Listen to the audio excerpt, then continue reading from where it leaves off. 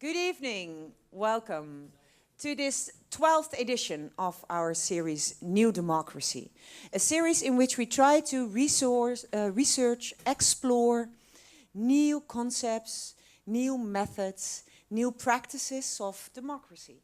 And we've had many different topics already discussed here, and tonight we're going to talk about implementing digital democracy. And the idea of these evenings is that we have constructive, informative dialogue. So the setup is a round table, and 4 people will be seated there, and they will have a quiet, interesting, nice conversation. And we also really like it if people in the audience participate in this discussion. And that's why we have 2 mics. You are actually really invited to join us and then go to the mic. But the idea is that you go along with the discussion as it is. So if you have an off-topic thing, leave it at the moment that we continue to another subject. So please continue with the conversation if you address somebody. And please stay at the mic because perhaps they've got something to ask or say to you and you can respond. So we get an inclusive dialogue. My name is Natasja van den Berg. I'm the moderator of this series. And it's the most interesting series here at the Pakhuis at the moment because it's really important subject. As we all can read every day in the newspaper where a crisis in democracy or problems with populism is discussed. But this is a format or an evening where we can actually go look deeper. What are the true problems of democracy which we face today, and what are possible solutions? Okay. Tonight's evening is part of a project of Netwerk Democratie, one of the partners of this series, next to Pakhuis de Zwijger and the European Cultural Foundation. And that Decent. I don't know, something happened. It's called Decent, Decentralized Citizens Engagement Technologies, a European project which consists of a network of organizations and digital initiatives throughout Europe who are making tools available to be used and developed on a greater scale. And together with the input of Dutch municipalities, 3 of these e-tools will be translated in Dutch, 1 on agenda setting, 1 on decision making, and 1 on budget monitoring. And one of the guests of today actually had a meeting today at the Ministry of the Interior and Kingdom Relations, which is also part of the project consortium. Okay. Tonight we're going to discuss digital democracy. And we're going to do that with 4 esteemed guests. We have a guest from Iceland, Róbert Bjarnason, from the Citizens Foundation in Iceland. I tried to pronounce it in an Iceland way, but it's not possible for me. And he will share his experience with implementing one of his e-tools, which is called Your Priorities. And that is a program in the city of Reykjavik. He will go into dialogue with philosopher, activist, and hacker Jaromil, and we will discuss the development of these tools, but also their importance for the development of democracy itself, and how they can actually add to revitalization of our democracy. Then, in the second part of the conversation, we will focus on experiences of digital tools in the Dutch context. And for that, we have Róbert Priester from the Hogeschool van Amsterdam and Corline van Es from the Open States Foundation. And they will talk what their experiences are with digital tools for democracy in the Netherlands. What are examples? How do they function? What impact do they have on the functioning of democracy? And then in the third part of the evening, we will discuss with you, hopefully, the idea of what the future of digital democracy can look like in the Netherlands. I mean, what is its potential? Can we actually imagine a functioning democracy where digital tools are common, commonly used, and actually contributing to the quality of our democratic processes. That's the idea of the evening. Please help me stick to the order of the evening, because that helps. But feel free to participate in any way or form you want. Okay, if that is okay, then the last thing, you need to talk into the mic. So if you think you want to be seated, that's not possible. You have to go to the mic, because we have a live stream. And I have to say hi, Samuel, to my son. And it will also be recorded. So if you do not speak into the mic, people who are listening from their own computer can't hear you. Okay, let's start. I would like to, I don't know whether this works, but no. I would like to ask I would like to ask the guests of tonight to join me here at the table. And I would really like to invite Róbert Bjarnason and Jaromil to join me on stage. And also, immediately, please join me on stage, Corline van Es and Ruurt. Please join me on stage. Ruurt Priester. Yes. Well, Robert, actually, you are now in a TV thing. Somebody's following you. What's going on? I know, it's kind of a coincidence that Dutch TV contacted me the same day. I was invited to come here to speak at, I think, 4 events since Friday, and so it was a great coincidence. And wow. Just happy with the opportunity to tell people a little bit about what's going on in Iceland and other countries we work in.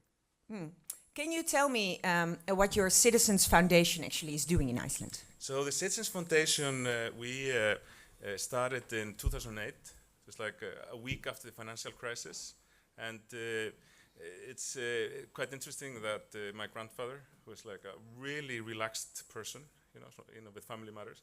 I'm living in London, he calls me, and he's at the bank with a black garbage bag, trying to get his money out, And I'm sure many of you here in Holland with iSave and everything remember that, that people were not sure they could get their money out. So there was a big crisis of money, but it was an even bigger crisis of trust. Suddenly the trust in the parliament and in the government and in the institutions, the central bank, the companies, all overnight or a week period went down to almost zero. And me and some friends that are internet entrepreneurs, we decided to start a non-profit called the Citizens Foundation to develop open source software to help citizens have more influence, but ultimately to help build up trust between citizens and politicians through people speaking together. And can you tell me about this e-tool you developed? What is it? Yeah, so basically your priorities is, we started working on it in 2008. Yes. And it was a website then. A couple of years ago, we rewrote the whole thing. We finished it this year as an app. So it's like an app that works from the web.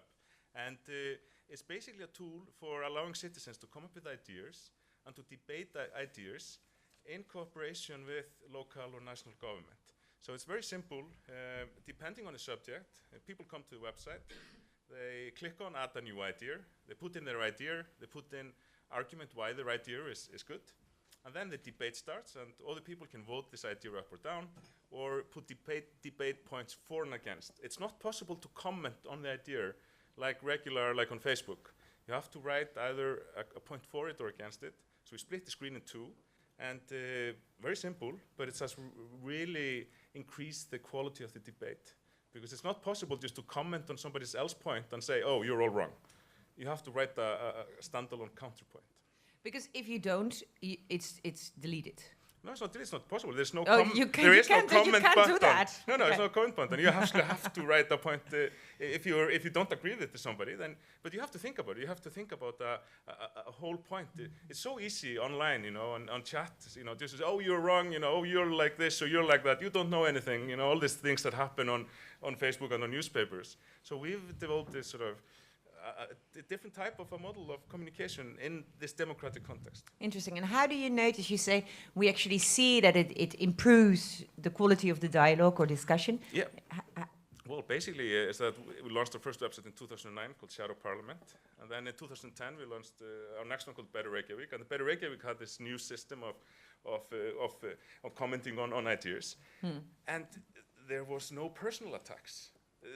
Basically, they disappeared, and people stuck to the point, And it's a bit like, going back to thinking about sort of debates in university or high school, It's very simple, It's just you split the screen in two and you give each side of the argument its area on the website. Plus, even if there's only 10 people who support the idea, 1,000 people who support it and 10 who are against it, the point of the minority has the same sort of prominence in the user interface as the point of the majority. So it also helps the minority view to be heard. Very interesting. Jaromil, for some of us here in the room, you are a very famous person, and you're really an active contributor to this discussion on. Can you tell me a little bit more of what you are doing to create digital tools for democracy? Well, I had the luck to participate with this project, Descent, as one of the partners. Actually, for my organization, DINORG was the first European project we ever engaged. So also for us was a sort of process of institutionalization, or at least to challenge to be in power of a research, at least, of developing something that was talking to policymakers. Yes.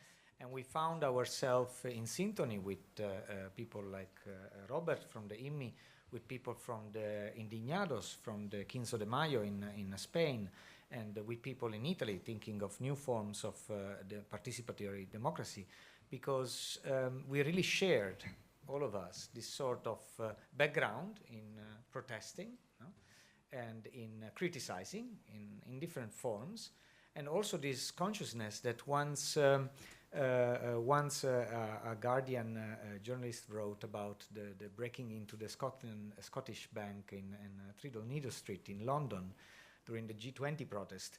The protesters enter into the bank. They managed to break through, and once they were in, they didn't know what to do.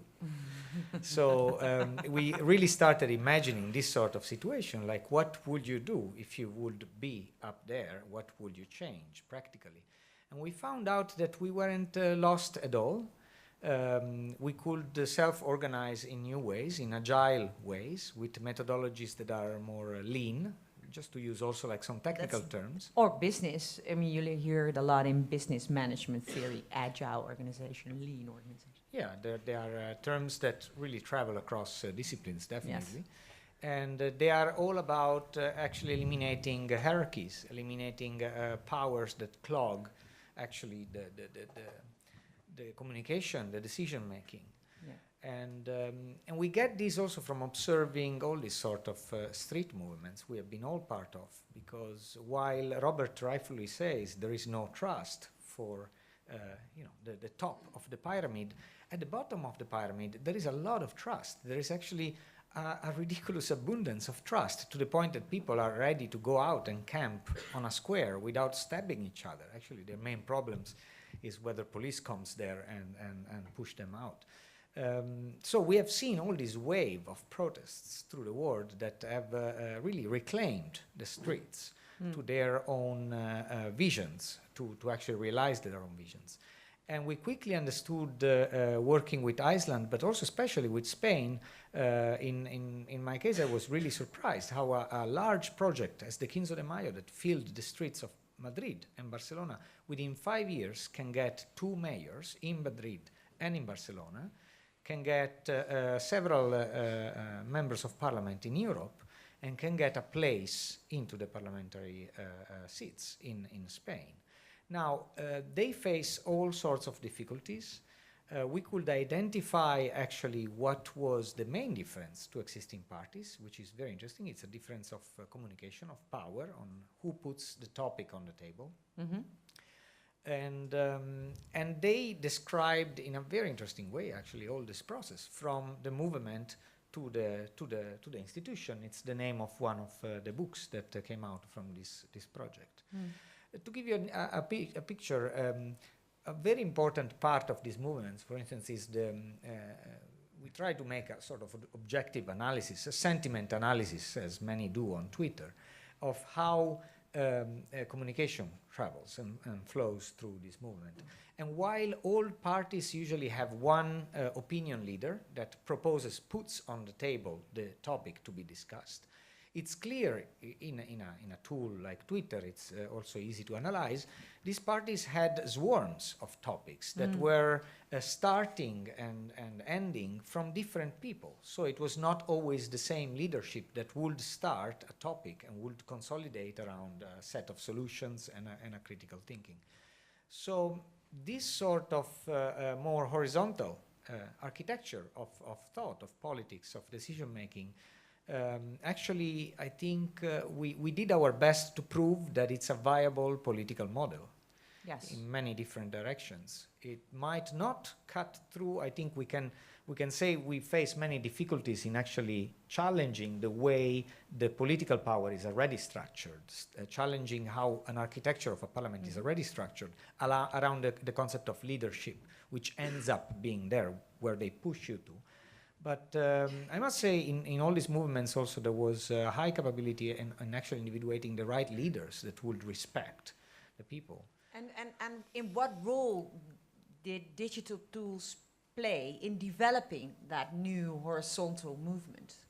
I think it's an important but secondary role. Yeah. And I would like to call them more, to quote Roy Ascott, moist media rather than digital. They are not about zero and ones. Yeah, yeah. It's a definition by another very also famous, hopefully more than me, cyberneticist Roy Ascott. The fact that you don't have zero and ones, as Tom was reminding us also at the dinner, you don't have a zero and one setup of choices. It's not about pushing a button. That is part of the old sort of parliamentary practice, where in Italy we have many pianist players at the end. No? It's a phenomenon. It's not about pushing a button on a decision. It's about actually having a process, and the process starts from the street. So I think one of the big consciousness that we got from this is that the people, the agency, the participation also in developing tools comes first. Yes. And even when we did the error of envisioning our research as developing a consciousness of what is needed and bringing it as a solution, we were always deluded, and we had to face actually our delusion, because the people we talk to, the people we interact with, they already had their own solutions, and they prefer to develop them. And so the scenario, also the technical scenario that comes out of it, it's a very complex scenario made of constituencies that constantly develop new tools. Yeah. So we have your priorities, which is one of the excellence right now in the European scene of politics and technopolitics. And then we have Consul, which is used now in Madrid, that was forked into the CIDIM in Barcelona. So we have like a sort of common code base. There is a dialogue about using these sort of tools as libraries, you were mentioning now, as toolkits. So seeing them as set of tools to develop your own constituency, to develop really what you want. What you want, what you and your people want. So there is a very important role of the people that actually can envision and structure their interaction within an organized framework that then is reflected into a technological implementation. Yes, but technology doesn't come first. No. This was a really long answer to the question, but it's fine, because there are not many programs where that is allowed, but it's here completely allowed. But can you then explain to me what Dyn.org, your organization, is actually doing? We are a think, do tank. That's how we define ourselves. And we come from a community of software developers and ham radio, BBS people. So it's a sort of large international community that is used to use very old school tools like IRC and mailing lists to actually interact with each other over developments. Yeah, but this is also true that you're really good in computers, getting them out. I mean, putting them all the pieces out and creating a new computer. So you really understand. You can open any machine. We try. Yeah. I mean, our life can be made very difficult, especially by like military secrets and all sorts of classified information. But we do that our best, and the idea behind is to recycle technologies, so to reuse, to not waste the material. Yes.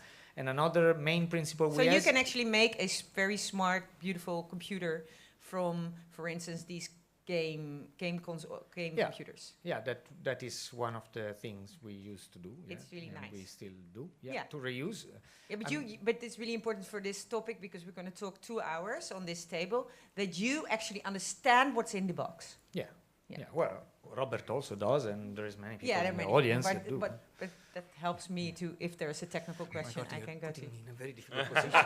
First you say I'm very famous and I know everything about the machines. Okay, so now you have already, started like a very long philosophical discussion, right? Because I think this part of the discussion should go into the question: what are the design principles of tools which improve democracy in general? And you say, okay, digital is whatever. It's a secondary question. First, it's the movement and the street.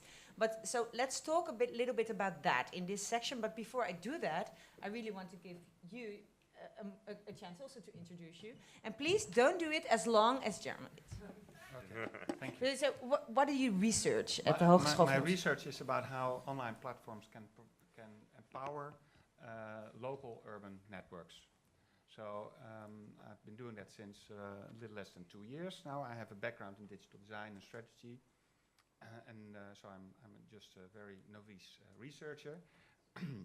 It's like a second career. Second career thing. Yes. Of course, it's a very stupid thing that I've always been working for commercial companies, and then you get 15th, and I have to do something that makes sense. It's simple as that. So what I first found out is that there are within Amsterdam there are over 90 local urban networks that are quite heavily organized via digital platforms. So 90. Okay. So that's quite interesting. They all use their own self-developed platforms, and additionally they use Facebook. So, and what you see, what I think is very interesting, it always starts with what's happening at the street level, what's happening bottom up. And what you see here, if you look at those tools, is that first they start with, communities start with basically social media-like functionalities. People need profiles, people want to know what's new, people, etc. Quite basic functionalities.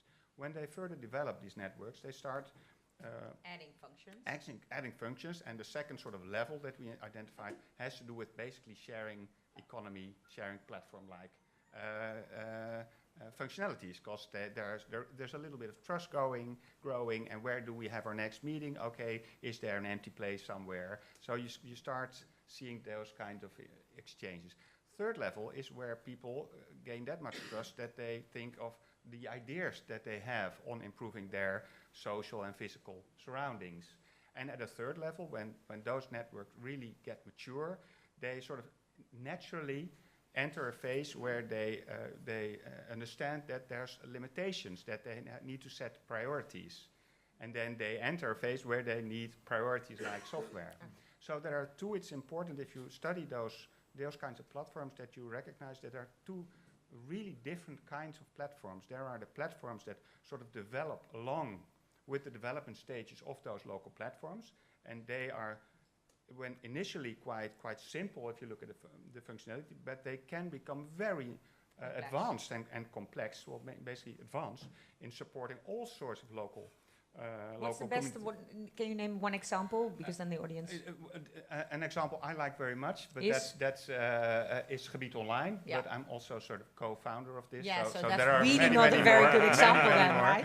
This independent researcher who started a second career. Yeah, so you already got me in the first minute. Okay, but everybody now can go to their phones and look it up if they want it. Yeah. Okay, but that's an example. We're going to talk about that much more in detail later. Okay, Corline. Open State Foundation. What is Open State Foundation all about? Open State Foundation is an NGO working on digital transparency. So we focus mainly on open data and making governments transparent. And I think why I'm also here is because I've been working on e-democracy for, I think, almost 10 years on and off. Working first supporting communities, for instance, working for Digital Pioneers, a small project, funding dying in one of its phases. So that's a funny coincidence.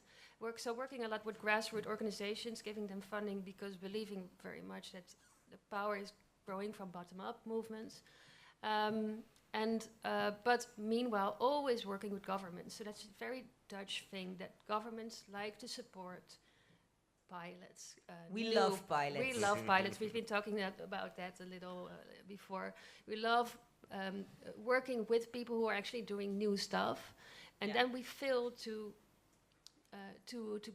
have them grown, and also they lose their sense of community. So I've been doing that, and then I've been working for the municipality of The Hague for 1.5 years on e-participation. So they wanted a top-down approach.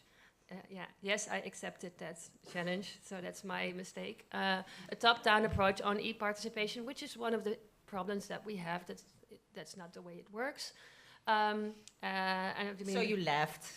So I left, and I worked at Network Democracy. So all these kinds of things been coming on my path, and I think that's why I'm here, so I can reflect a little on how I think what's happening and why we fail at some points and how we succeed at some points. We're going to later on, I'm also going to ask you to talk a little bit about the tool you have created, the Open Spending project, which actually received an acknowledgement with the Open Government Partnership Award. Yes. So you got a prize. Yeah, that's not me personally, but it's... we're going to talk about that project a little bit later. What is it and what's it? But we'll do that later. Okay, so now we know who's at the table. And you already actually started quite fundamentally also to understand what this evening should be about. It should not only focus on digital little tools, but also about why actually, what's the rationale behind it, what's the contribution to democracy, why it exists, why it rapidly increases also. So I want to talk about that, and I want to talk about what kind of principles should we discuss and actually agree upon if we want to further develop a digital democracy to improve the democracy at large. Can I ask you? Can I ask you, how do you do that in Ireland? Did you start with a set of principles, or how did that? Well, in those weeks after the financial crisis hit, and we realized that the government was being sort of, protested out of office in a few days. The feeling was overwhelmingly, is that, the citizens just need to take over now. The government we need to take over. They can't do it anymore. Finished, like we can't. There's no trust, zero trust, Yeah. But which was kind of there was but it made sense at the time, Yeah. And but very quickly when we started to actually do projects, and understand the complexities of policy making and things like that, then the core principle is to build up trust, and the technology and those apps that we have, and we use several sort of open source apps, and that's one of our principles, that we use open source. We think that's very important. Why is it important? It's important because when you look at democracy today, sort of the paper ballot-based democracy, it's all public, it's all open, and I think that for example, also, that the internet, all the infrastructure of the internet is open. The infrastructure of democracy should be kept open. I think it's very dangerous, if we have, even if, corporations do a lot of good, for example, absolutely, we all love Google and all that, but it's, I think it's not healthy for democracy if the corporations actually take over democracy. And there's actually a big danger today, now especially with local councils now having budgets to actually, procure democracy, like democracy solutions.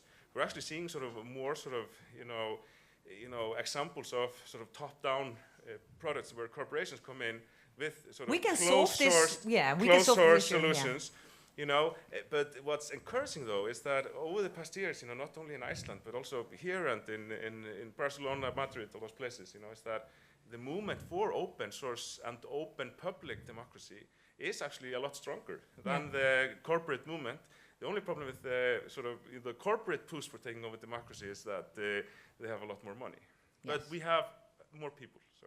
I agree, and I'd like to take this further. I mean, free software and open source is a very important principle for technology itself. It's in the security industry, it's called it's said that you can't protect something if you close it. So Yes. you can't have security by obscurity. Yes. You have to put it out there. If you think of Yeah, a the service, light will protect you. I mean, the public eye. yeah, it's a peer review. It's opening to a peer review. If you want to make an internet service, a daemon up on the internet listening to anyone that comes, if you want to make it secure, you have to put it out there. You have to expose it to every possible attack. I will go as farther than to say that if you want a really solid politician, you have to pick someone that can actually withstand and survive a couple of troll fights, if not more. So you have really to be out there and be tested, you know, like almost from the pressure that can do. You can't pretend that you put forward an idea into a democratic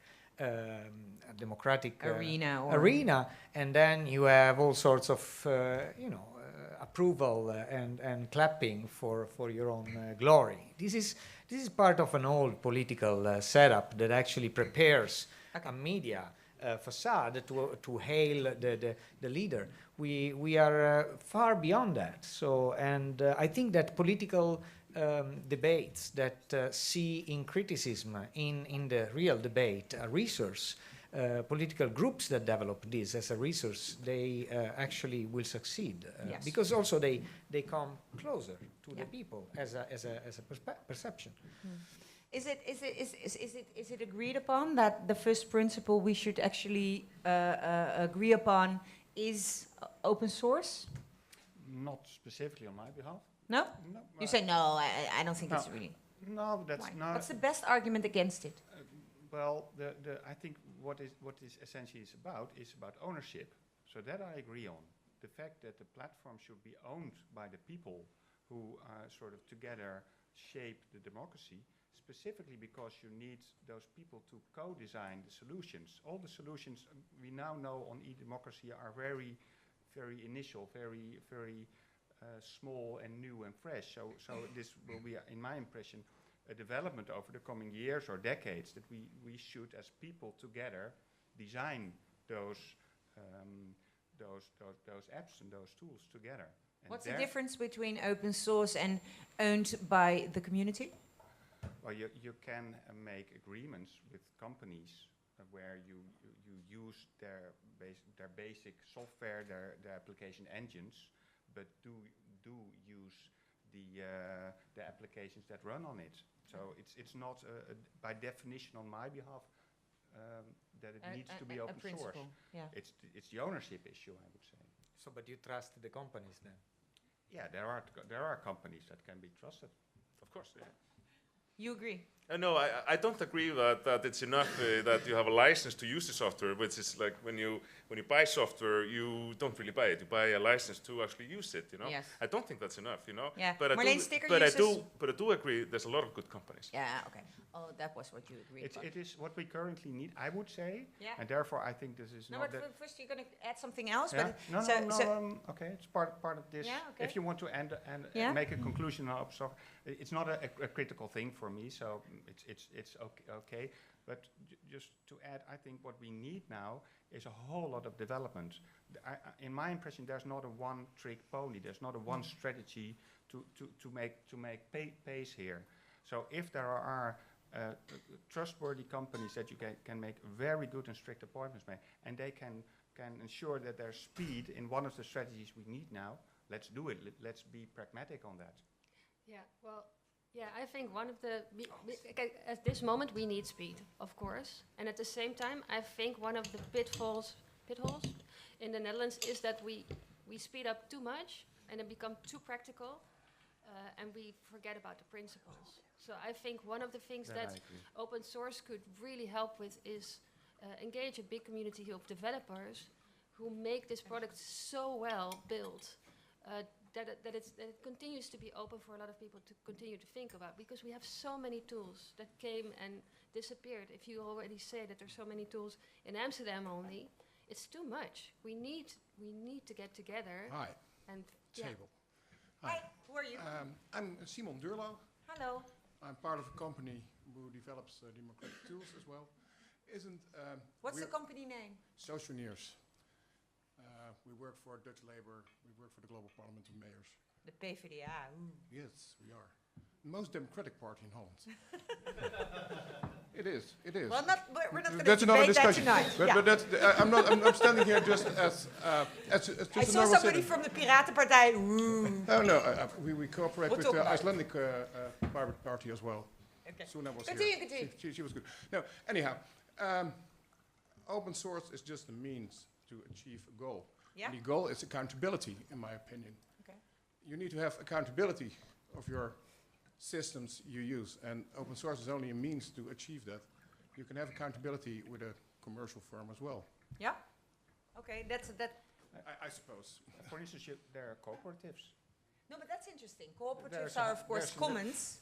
But there are companies, so there's a whole movement of platform corporatism growing rapidly, becoming very well-known worldwide. I think this is very naive.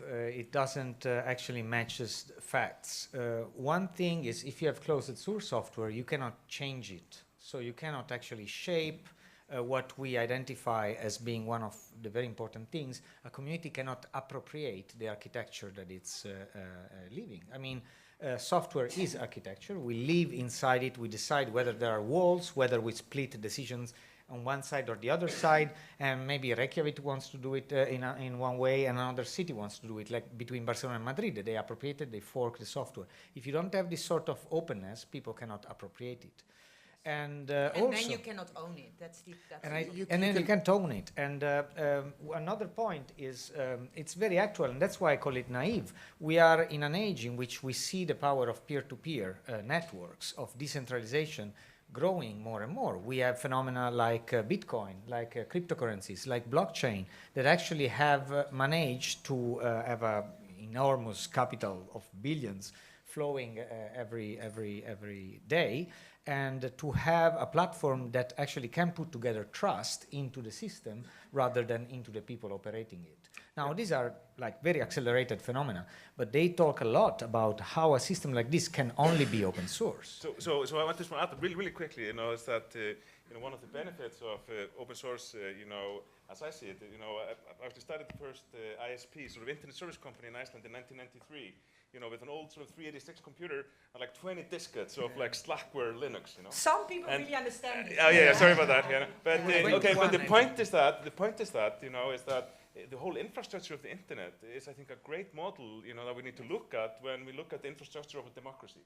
We now need to really upgrade democracy, in so many ways, and people are doing different experiments, but I think. My personal view is that if you look at the pros and cons of open source versus closed source in democracy settings, I think, in my view, the arguments for it are much, stronger. But I'm not, criticizing companies. Companies can, and like we have Lumio in New Zealand, for example. It's a cooperative. This is great. They do great open source software. We were wrestling with the question as well. Yes. In And can you explain what the wrestle is about? What is going on in your head then? There's an awful lot of money involved. And we have It's patented, money. we have patented some of our software. Yeah. And if you have patented some of your software, you can't put it into open source as well. On the other hand, if you want to be accountable, you have to share it with your users as well. Yes. So we are working on a model whereby we share it with all our users. And In a community-owned in a thing. community-like base, and, Yeah. and make sure that, come on, of course we need to use the wisdom of the crowd in this process. On the other hand, not everybody, if you want to live in a house, you don't need to be an architect at the same time. So you can use it and still trust in the architect who built the building. No, but I also want a second opinion possible from a friend architect when Yes, I'm yes, critical about the architect. You need to have that, but Okay. essentially open source is not really necessary for that. Okay. This is an interesting aspect. If people in the audience want to continue talking, but I want to go to like other principles which we need to talk about to understand what is necessary. And one of the things I find interesting is in the series of 12 talks, we talked a lot about deliberative democracy as oh, you want? Sorry. I just want to add one more point to the previous gentleman, and that is like the biggest problem of closed source software in the European Union is that we were bound by European procurement laws, which means that if any commercial organization could offer any kind of similar software, then they have to accept them within a broader tendering process. When you say we're going to develop this ourselves from an open source perspective, you're not bound to these procurement rules. So there's also a legal basis to this. It's very interesting. I never knew that before. Very interesting. Thanks. Explain it a little bit more. So if you develop open source, you're not bound to the legal requirements of procurement. Correct, because it will be more from how Robert said, a bottom up. Yes. You're asking participatory involvement from your own citizens to eventually create a product. You're not going into the market trying to find a product that's already have been patented. So that's the biggest difference. Interesting. Thank you for adding that. Oh, you're now going to give the mic to him. Very quick thing. Okay. Who are you? My name is. Because I don't know who are you. I'm Ahmed Arad. I've been involved with Geen Pijl since the Ukraine referendum back in July last year, something like that. Yes. And my name is Bart Nijman. I am the inventor of Geen Pijl. Yes. The gentleman back here said that you don't have to be an architect to live in a house, but you do want to have a say about how you want to decorate your house, color your house, paint your house. And also change it if you really So want. that means you can still help and add to the architect's way of building it. But inventor is a big word. Well, I meant to say architect. But Yeah. Okay. I was already trying to make an architect analogy. So Maybe on the longer term, I agree with this. It's I tried to express it in the previous comment, that I think in the current situation, this is not the challenge we face. We have far bigger challenges. We have to create great examples. We have to convince politicians. We have to get a mass up and running for specific, not pilots, but initiatives to make this whole phenomena grow. Okay. And again, there's not a one-trick pony. And currently, in the current situation, and I foresee over the coming years or decades, that if you organize the co-design of these platforms in a cooperative, then you have a perfect opportunity and do it. And by the way, there are more. There is like Mijn Buurtje. And thank you. there is Leeft Samen. You have There are nothing to many. do with There that, are yeah. many others. Yeah, Yeah, hi. The topic Who of are you? I'm Roman van Rey, Project Demos. We're also involved in designing, I guess, democratic tools. You could call it. The topic of trust came up earlier, and I think this is also very important when talking about distinction between open source and closed source. Because if I look at WhatsApp, for example, my friends tell me, you know what, don't worry, it's encrypted, but WhatsApp is not open source, No. as far as I know. No, it's So not. I don't trust it. I don't know. It says it's open source, but you know, am I supposed to just believe them? And instead of that, we have Signal, for example, which is open source, which allows other programmers. I'm not a programmer, but I trust other programmers that they check this software, and in such a way, it gives me more trust in this program. Okay. You know, that's a great point. You know, especially because we actually, the big problem in democracy is trust. You know, Yeah. so that's No, definitely a and great that's- point for using open source, because it is trust-inducing compared to something that's black box. You don't know how it works. Exactly. If we look at this gentleman that produces a program for the Labour Party, who says that they're not? I'm not saying that's the case. I'm just saying it could be. Who's maybe they're manipulating the working of the project behind the scenes without us knowing it, and especially if you're talking about open sourcing or making accessible to the public tax flows and stuff like that. It needs to be open source. How else am I supposed to trust? Thanks. I have a very Okay, but concrete listen. example. Yeah. Oh, an example of? Well, one of the parties we worked with in Decent is the Movimento 5 Stelle, the 5-star movement in Italy. Yes. No? The Beppe Grillo movement. It's a very large movement. There are two fantastic mayors in Rome and Torino, 2 women actually, which is news for Italy. And they have a problem. They use an internal system that they are renewing now. It's called Rousseau.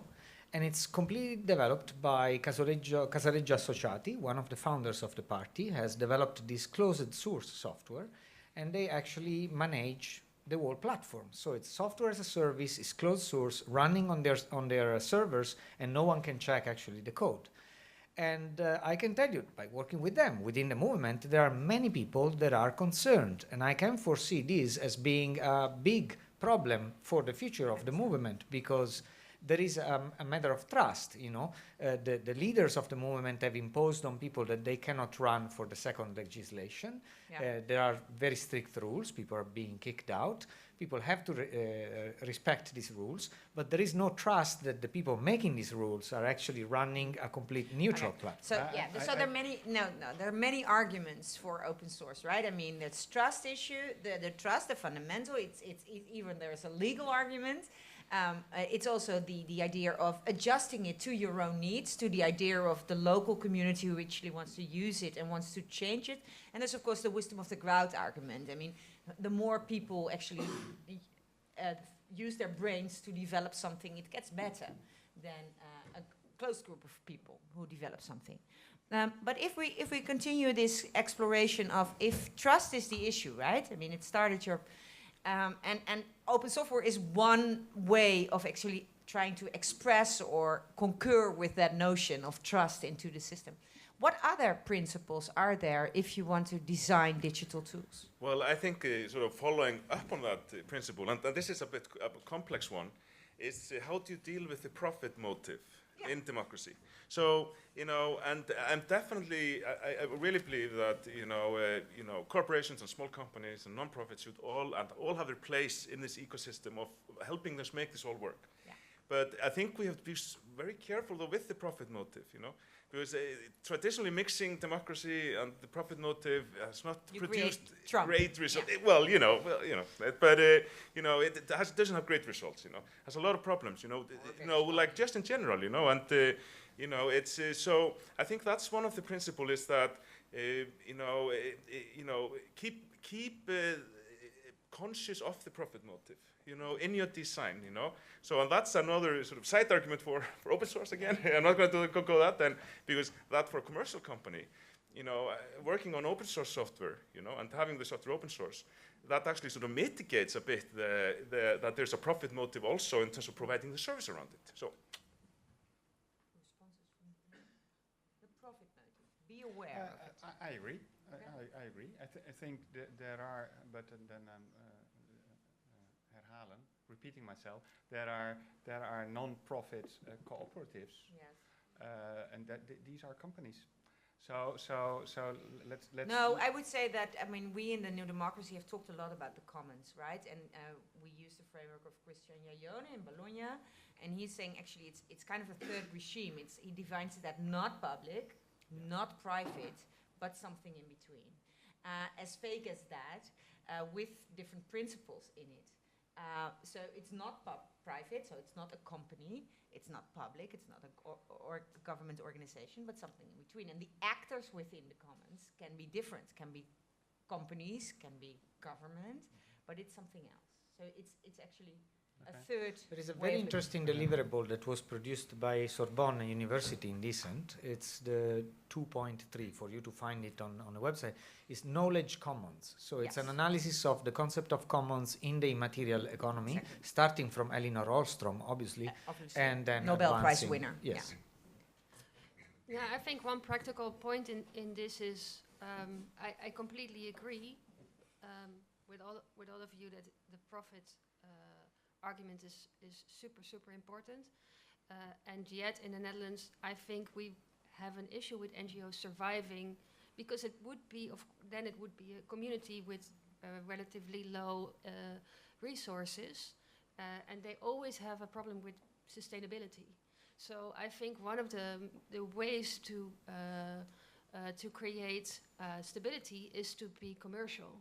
And I think this is one of the big problems that a lot of NGOs and organizations are somebody dealing said with. it's actually always the second question, what is your business model? Exactly, and I think, and I think in the Netherlands we have, how do you call that, sometimes the balance is off. So a lot of people within NGOs have problems staying stable and non-profit. So if you grow bigger, then you go like this. So I think But in that would be first initial stage, you say it's really difficult to survive without a... Yeah, it would be awesome to have a really stable not-for-profit or a set of stable not-for-profit communities, developing communities who have a way to survive, but also to continue to deliver quality. And for instance, to deliver service. So if you have an open source platform that actually works, then the second question, when I was working for the municipality of The Hague, that was the big problem. Okay, we want to work with open source software, but who's going to deliver the service? And make sure that it continues to work after 1 year or 2 years. They don't know how to work with a community of 100 developers who also do other stuff. Yeah, it's not who So can we super call if we have a practical. problem, yes. Yeah. We need We a need a help 0800 desk. number, Yeah. yeah. Yeah. Yeah, I think the discussion about profit or for profit is a little bit off track. You don't think it's interesting? I don't think it's necessarily interesting because you're measuring profitability in a monetary way, which is, it's only one way of measuring it. It's about societal value that you add, and that needs to be sustainably implemented. That's much more important. Okay. If you focus that way, you will not have to discuss this. So you say, but would you even go and say, I would say that a principle for developing democracy in new forms is should be for actually... profit, but societal value. Yeah, not society monetary value. Yes, Okay. exactly. That was The a track that you also pioneered in Reykjavik, is the rewarding model. The fact, in Decent, we had a very experimental track, funny enough, funded by the European Commission to research about complementary currencies. Not in the sense of substituting the value system that is circulating the money that we use, but to create value systems that respect, not just the financial measurement. We need different indicators. I think you pioneered some. Yeah, absolutely. We offer people who are sort of good citizens. In what our is a platforms. good citizen? Good citizens is somebody who writes arguments that, in a very simple way, who writes arguments that many people think are helpful. So we actually reward people for writing up ideas and arguments that are, either for or against, and people get those sort of social points, And one thing actually we have been, and it's on the table, so in the research stage still with Dyn.org is to actually use a sort of a real digital currency to represent the value of the social points. And who's deciding whether that's a very good contribution? Well, the thing is, no, it's the people themselves. Oh, if the points are voted up, they gain social currency. If it's voted down, then then again, and we frame it. This is not that do you agree with this or not? Is it helpful or not? So, and basically, as it is now, then the only way to sort of spend your social points is that you can sort of buy promotions on the website itself. So if you think one idea is more interesting than others, you can actually go in and you can, buy like a banner ad for it on the website with your social currency. So being a good sort of like citizens, we can give you a bit more influence. But with the city of Reykjavik, and it came to the stage of sort of doing the planning with the city of Reykjavik, so when the research sort of hypothetical, but still, is that you could actually have a social currency, so you could actually get a bus fare, or you could get, convert your contribution into going to a swimming pool. Yeah, exactly. I was going to bring up Steemit. I'm sure some of you at Can the you table repeat know it it. again? Steemit. Steemit. I don't know the exact details of it, but it's a social network that is linked to a blockchain that automatically rewards currency to people who post popular content. So it might not be the best way to go about this, but it's a start, I guess. Yeah, it's a sort of Reddit where if people vote you up, you get some reward into the digital currency, which is actually even exchange on the market, so you can actually cash out. There were some interesting projects. There was this guy going around in the U.S. Writing making interviews to homeless people, which had very interesting stories. And he was picking up these stories and putting them out there and then getting people voted up with, like very romantic stories. And then he would go there and give them the cash out the money and give them the money for the story of their life that they could never say. Like this was one of the initiatives that's on Steemit, yeah. So we have openness, we have thinking of profit, and then the person in the audience was commenting, well, we shouldn't talk about the word profit because that is connotated in the monetary system. We should talk about social or societal value. And then you said, but I really think we should, you created something else, actually perhaps even another principle, that is the sustainability of the initiative. Yeah. Can you elaborate on that?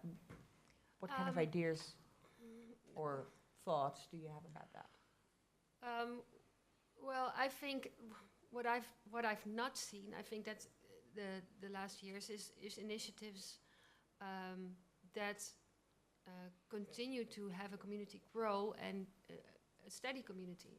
So not just different communities, and there are various tools that have been successful being hired by organizations or municipalities, but a steady community working with a tool, implementing structurally in our political system. So the aim should also be to be structurally implemented. I think so. I think that's what we're looking that's also for of course now. Yeah. With the movements in Spain, where you referred to at the beginning of your introduction, you said it's interesting, that movement, to study that movement, because in 5 years' time, from the streets, they had 2 mayors. So you have to think of how you get into the structures, right? Yeah, I think so. And I think we have the fact that this evening and this whole series is going on, that you have the comments and you have all this movement and all these people who are really looking for democratic change. It's special, and we need to do something with it that makes it stronger. Yeah. So absolutely, absolutely agree. And sorry, but it's really quickly to, it's so important, and I think especially. I was reading this article a couple of days ago about the death of the network effect. What marketers, if you have a new app, it used to be only a couple of years ago, that you could sort of get it out there a bit, and there would be a network effect, and people would sort of distribute it all and go viral, and not anymore, and it's like a symptom of what we see is sort of the monopoly of information. It's like, really, it's like Facebook, Google, all those great corporations decide what the fantastic algorithms they have. They are so good, at keeping us there, So the sustainability of projects like e-democracy projects and sort of digital, democracy projects. Even harder now than a few years ago. It is so much harder, and the same thing as this article conclusion of all those startups with those new apps.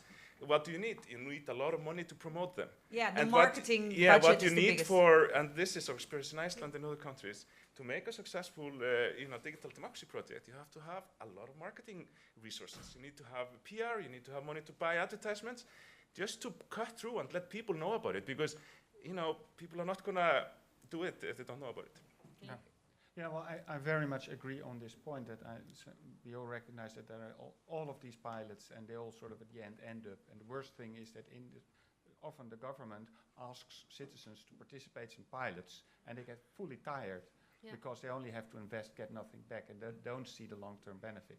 So what I think we need is there needs to be a development, I would say a sort of a co-design of how this integrated e-design, sort of e-democracy would function as a completely new model, integrated, replacing the current system.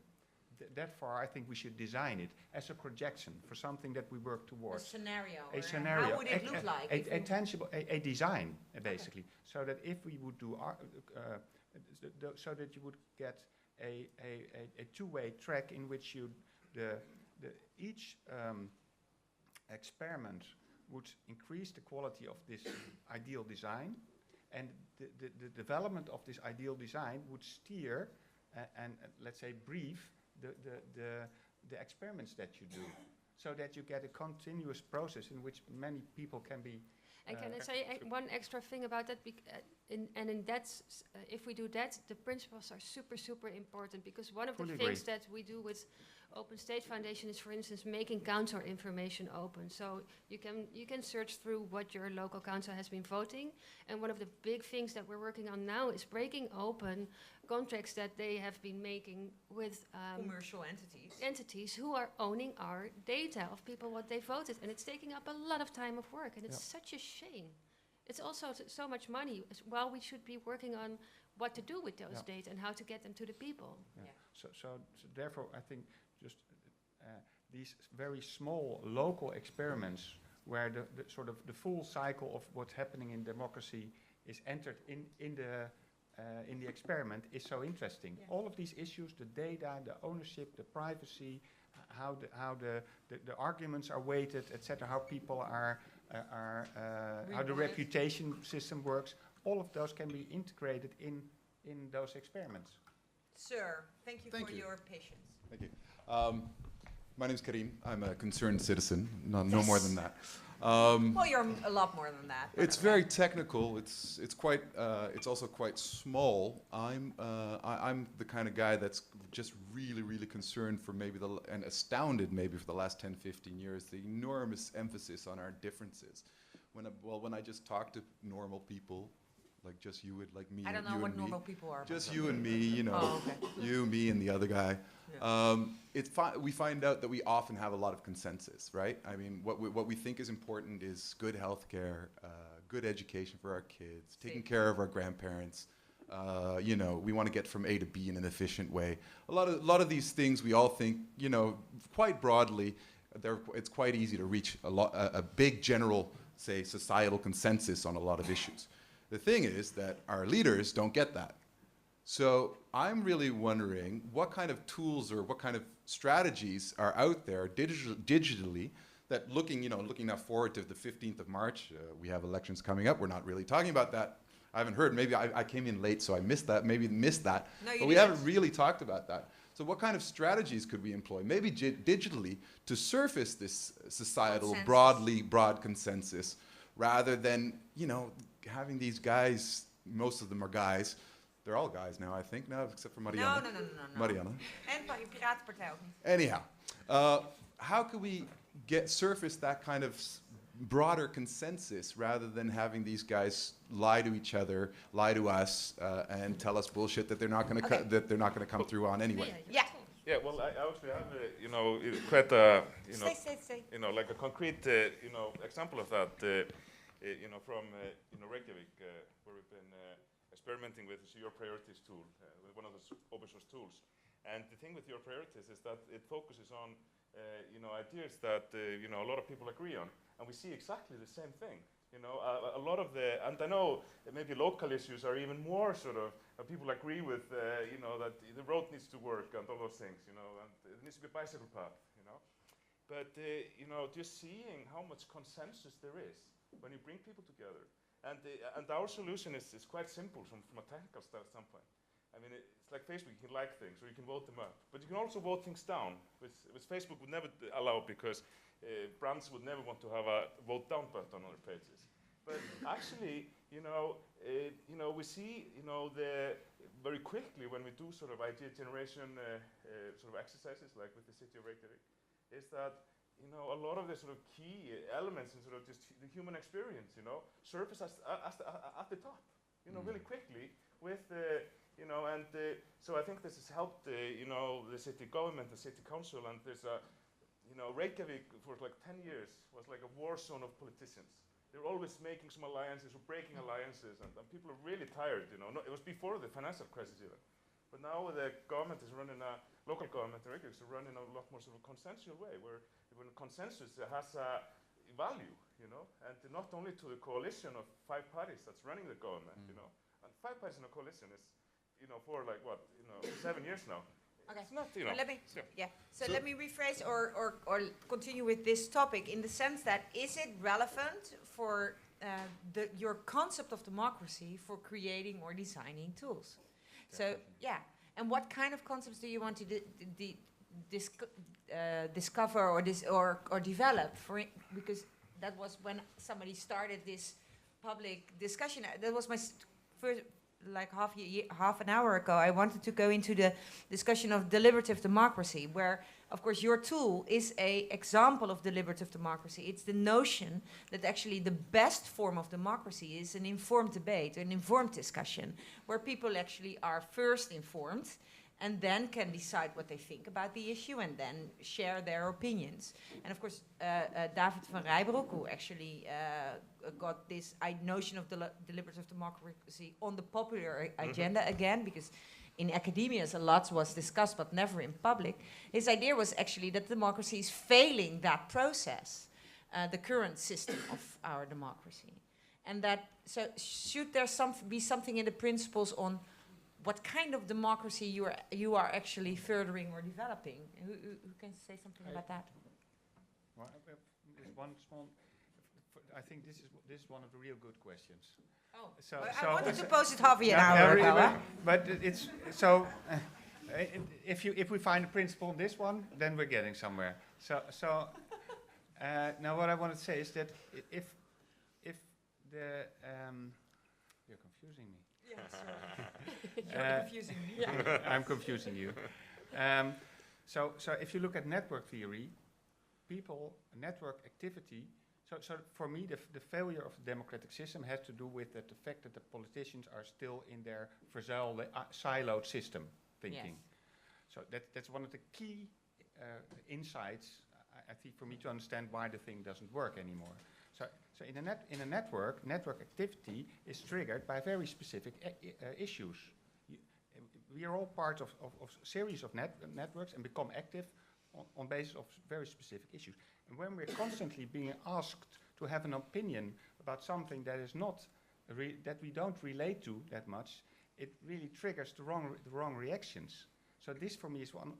The design solution to this, I don't know, but this is one of the good design questions. Luckily, we have a very smart person on the table. Thank you. For sure. I'm lucky I put something red so you don't. No, I think rephrasing a bit, expertise is the problem in democracy. Expertise is hardly recognized. If you are into an assembly in which everyone wants to say something, if you are in an era in which paresia, like saying the truth, talking the truth. Talking the truth in any case, like with all this revolution, WikiLeaks and everything. So everyone is aware of everything that has been happening. Like all of a sudden there is people in the bar discussing over a beer about, diplomatic cables that were produced by government officials in the last 20 years. You have like a situation in which expertise on the matter becomes very blurred. And now I'm very surprised actually myself for the Netherlands, because this used to be a place where expertise is very well regarded, and even the Netherlands is sliding into this sort of generic feeling of what you have to say about these things. It's a word, it's a sort of phase in the word. We see disappearing the actual metrics, the actual tools for recognizing expertise. I go as far as saying that academy also is not serving the purpose anymore. As it's turning into an enterprise, there is not really like the expertise that is produced there is not really like on the top. So I think that is the challenge. It's how do we recognize really the authority in a world in which the most pressing priority is getting rid of the hierarchy. Yes. Please, who are you? My name is Federico. I'm part of Dyn.org. Yes. And no, I just would like to be very on the side of being counter this optimism that I feel here. I hear that the problem of is democracy, is process, etc. I do believe, from the point of view of a philosopher, that the problem of democracy is power, has always been power, and how to relate to the use of power. And if you take Karl Popper analysis, for example, that is the basic of liberal thinking, if you want, in a certain sense, was the problem that democracy was a system that could not make too much damage because the power was diffused very much. And when I see that, he was saying the fact that an application now, a piece of software doesn't go viral anymore. There is no application that really passes the 7 big distribution systems, and you have to invest a lot of money into advertising. Makes me think that these 7 big companies that run the internet, their business model is advertising. So it's exactly a problem of architecture. Yes. And then the fact that we find a space to talk about these things makes me think, from let's say, my perspective, that actually is irrelevant, because the big game that passes over our head has given us this commons idea to play with, to toy with, because we have no access to real power. So I would like to pose you this Yes. on the Thank table. you so much. You know, Instead of descent, dissent. Yeah, in no, the- I think that's great, and it fits, you know, exactly with what I was gonna, you know, talk about. Really? Yeah, absolutely. Because you know, because you talk about, you know, the sort of the culture of debate and the public, you know, debate. And I think I followed quite closely the American election in 2008. You know, when Obama was running against Hillary, all that. I saw some really great example of political debates going on all over the internet, you know, like 2007, 2008, you know. It was on fire. It was great, you know. I was like, wow, the internet is so cool, you know. I thought, but now, you know, with the latest election, it's all completely changed, you know. And the reason it's changed is because of an AI algorithm, you know, and namely the, you know, AI algorithms that drive sites like Facebook. And what those algorithms are designed to do is to keep you focused on Facebook as long as possible, to be able to sell you as much advertisement as possible. And what this algorithm found out, Facebook didn't design it like that, it basically found out that show you things that you agree with. So people have never debated as much, you know, ever, I think, they press the kittens, not popper, no? You know, so we have all those silos of citizens Yeah, so are we basically we debating are themselves. back in the siloed system. Yeah, you know, Yeah. you know, and I think, you know, it's like you know, I'm reading this, you know, psychological article from the psychological perspective. Is actually just being presented with information that you agree with all the time for months, for years. It actually changes your brain. Yeah, you become a narcissist. You know? You know, it's like it's actually quite dangerous, not only for democracy. Very dangerous. But of course, the big question is how do you do this without? Because even, no offense, but even the activist and the DIE network is a specific network that's really talking to a lot of like-minded people. So how do you distribute this into a broader community? And he was actually, okay, but that's okay. But the question was actually, aren't we just talking about something like, you said even they dropped the commons notion and then you discuss that a lot, but actually the powers that be are actually all out there. Historically, when a relative large group of people starts to be really effective against the ruling class uses tools from the big game. Marcuse, yes. Right, and then we are we are in Aleppo. Right? We know. So, yeah. No, and can you please respond to the notion of that Jaromil was talking about the Spanish example of a bottom-up movement, a street movement from people who are really fed up with the current system and actually took over in 5 years' time. Is that an example that inspires you, or do you say it's actually an example of what you are saying, that we are? No, it inspires me a lot, but it's a matter of architecture, in the sense that the architecture that you act upon politically, you act with a formula of attacking the architecture of power, not the architecture of debate or democracy. Yes, you say focus on power. If there wasn't the fact that the middle class was losing his houses, the political situation in Spain would have probably been very different. Yes, or in Iceland, all the banks. Local power. They started from the cities. They went for the city. They went for... this is a very important aspect. The new forms of radically different power that can really change the way democracy works, they are concentrated on the local issues, and they develop local expertise on the issues. But as an example, because I think that I very much agree, for instance, now going back at those 90 owned platforms in Amsterdam, if they represent all of the neighborhoods, and they would use a connected system, which is not an idiotic idea, which is not nearby, and they could together start fully bottom up to vote. Well, to I think that to make their voice clear. You know, and I then think there's power. You know, I think, you know, in regards to your point, you know, you're right. You know, yes, we could try that. You know, we could try to break up. But I've seen so many sort of community-oriented, you know, projects the past couple of years, past 3 years, being eaten up by Facebook groups. You know, just because, like, you know, it's so easy, you know, it's there, everybody's there. Let's just be on Facebook. Yeah, of course. So, you know, I think what needs to be Yeah. done in terms of real people, there's so much power there. I mean, Facebook just has too much power. I think Platform there's a capitalism, very simple solution to this. Is that basically, as you know, 100 years ago, you know, in America, the government forced the phone companies to talk to each other. you know. So you couldn't have like those competing phone networks that you had to just switch over to the one and the other. They forced them to be able to talk to each other. I think the simple solution to this is basically to legislate and basically force Facebook to allow people to move their profiles to other networks and have connectivity from Facebook's to other social networks. This will not only create competition, you know, which we really need. You know, I think technology is just going to stagnate if we just have one platform running everything. You know, but also I think it's really going to be helpful for the democracy and also for to just reduce the power of this one corporation. But also,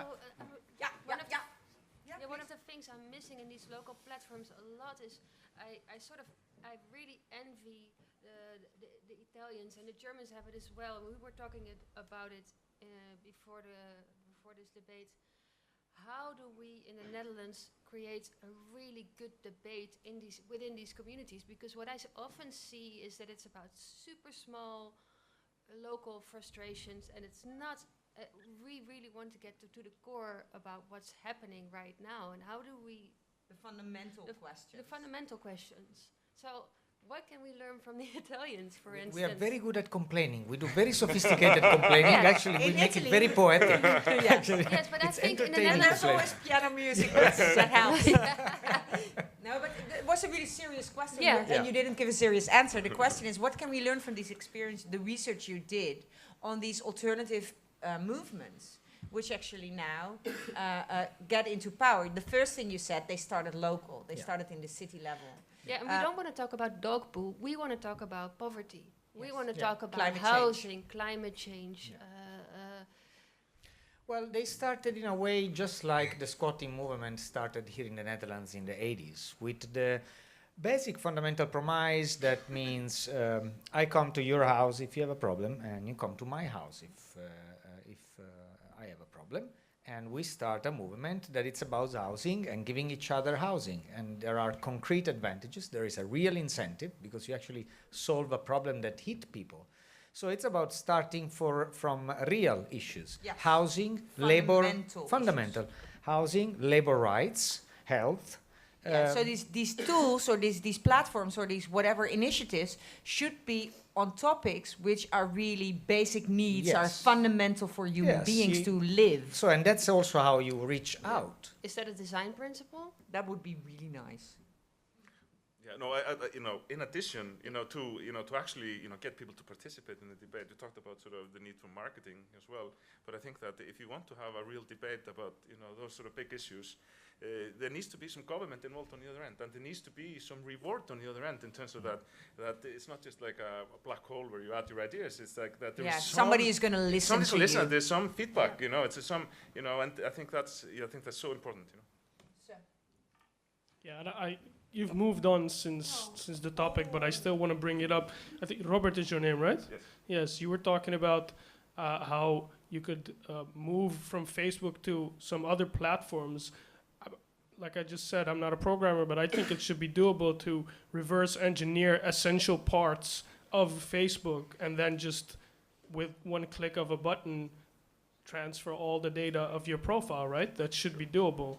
It is. There are sort of tools that can sort of pull your profile there, but not in any useful way you can use on another service. Did you try something? Because you had a very concrete situation in Iceland. Birgitta told me once that who is that? Birgitta Jonsdottir, the one of the leaders of the Pirate Party in Iceland. I know, but the audience is also. There was one very interesting initiative that was.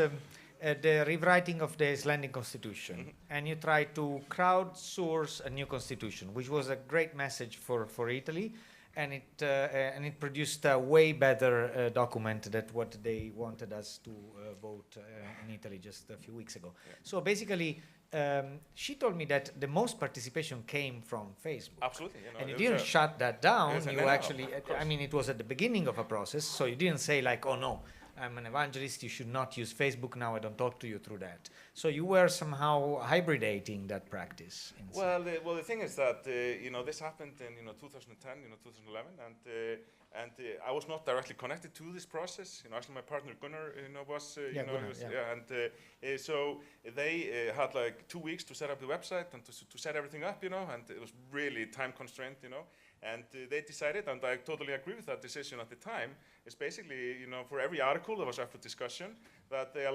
offered people to send Twitter messages, to Facebook and YouTube messages. And then they actually, on all those 3 channels, the people in the Constitution, they actually listened, you know? Yeah. And it worked for that. And again, you know, with, you know, like those apps and platforms, those are just tools, you know? Yes. And you can do the greatest app in the world, and if it's not used in any, you know, practical, you know, well-designed way, it's useless as anything else. In this case, Facebook was great, you know, for that purpose, and, you know... You didn't have any principle.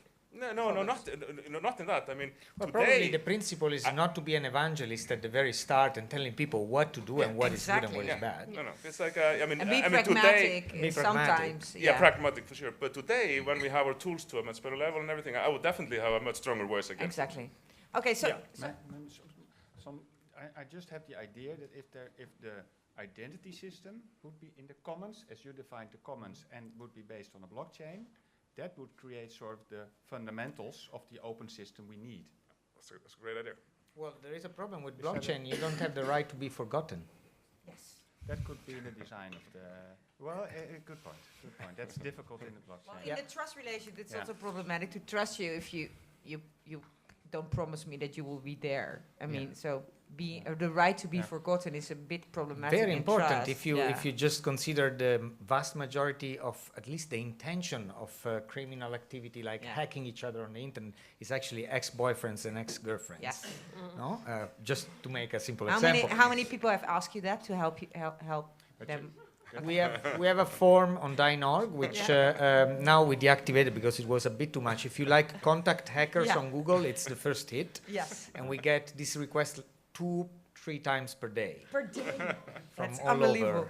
Yeah, I heard. Hacking school grades, and on top, and ex-girlfriend, ex-boyfriend. Yeah. Okay, so we've identified some of the principles, and of course they are sometimes in different layers. And 2 of you actually on levels, 2 levels. 2 of you made it like very urgent. They said, let's talk about the system. We have to really talk about power. If we do not about power or access to power or taking over power, what's the use and what are we doing? And another person said, let's talk about how the political system at the moment is actually creating false ideas of division and not creating these ideas which lots of people have, where there's much more consensus. And then we talked about some of the principles, more tactical principles like open access. And we didn't do that in a very organized order, but I think we got in this 3/4 of an hour quite an interesting list. What did you we did very well. What did we miss? Yeah, exactly. Thank you. Maybe this No, might... please introduce yourself. Oh, sorry, Nice. my name is Abraham. Hi, I'm just an Amsterdam citizen. Yes, very active. Okay. I know.